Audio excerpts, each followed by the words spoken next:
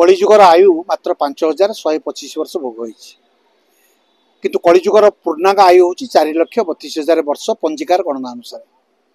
जदि देखा जाए ताले आउरी लक्ष लक्ष वर्ष रही किंतु कली पूर्णांग भोग करिबो नाही ता पूर्व कलिजुग शेष हो एमती भंड भाड़ुआ मैंने आसिले समाज को हो विविध क्षेत्र में विविध कार्य विभिन्न कार्य लोक मैंने नियोजित होती आईएएस ऑफिसर ठारू आरंभ कर इंजीनियर डाक्तर पर्यंत सांबादिकता आरंभ कर धर्म क्षेत्र पर्यंत तेणु धर्म क्षेत्र में जो बाबा मैंने आजिकल जन्म नहीं छोट बड़ आसुँच से गोटे सजई दि जाऊँगी जो छोट पिलाटीर पादरे तुलसी चढ़ई ता बापा काशीनाथ मिश्र वैकुंठ धामटी तैयारी करी सरकार जगार कोठा तैयारी करी गुड़ाए लोक विष शत कही कोटी कोटी टका तार हड़प कर आज विशाल साम्राज्य तैयारी करथिला तार अधपतन यू आरंभ होगा से साम्राज्य ध्वंस यू आरंभ होगा कहीं ना पांडव परिडा जो लोकटी से अनुष्ठान सभापति अच्छी सी गोटे पानी ढाली दबार तार पिला लोक कहते हैं सांबादिक मैंने से कथा मत पचारुले मुझे प्रश्न करने को चाहे आपण मानक भी जदि कौटी पानी ढाली देले छुआ हो नारी पुरुषर मिलन पाई कि कोठरीटिर आवश्यकता हम ना तेणु ये जो समाज जो कलंकित अध्याय सृष्टि होती समाज को सुधारवाई कि गोटे भरोसा थाए श्रेष्ठ भरोसा और शेष भरोसा ये समाज को साधु सत मैंने बचेदेवे सज्जन ठीक साधु सत प्रकृत जी साधना कर गहित साधना कर लुकायित भाव में से लोकलोचन को आसब ना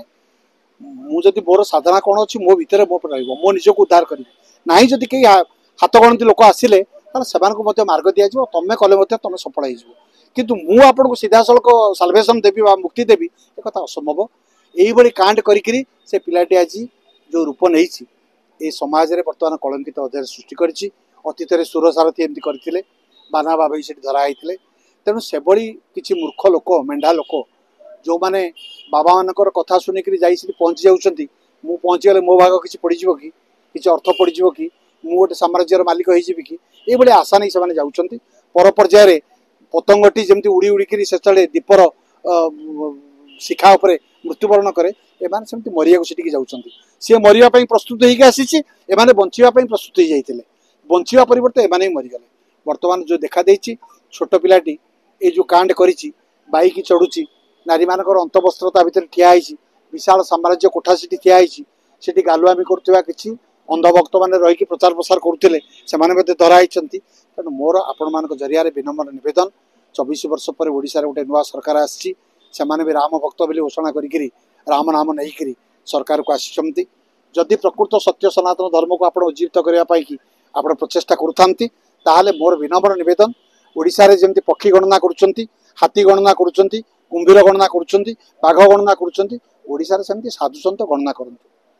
केते साधु सन्त अच्छा किए कौ पर्यायर आसी अदिनिया रथयात्रा गोटे विरोध लड़े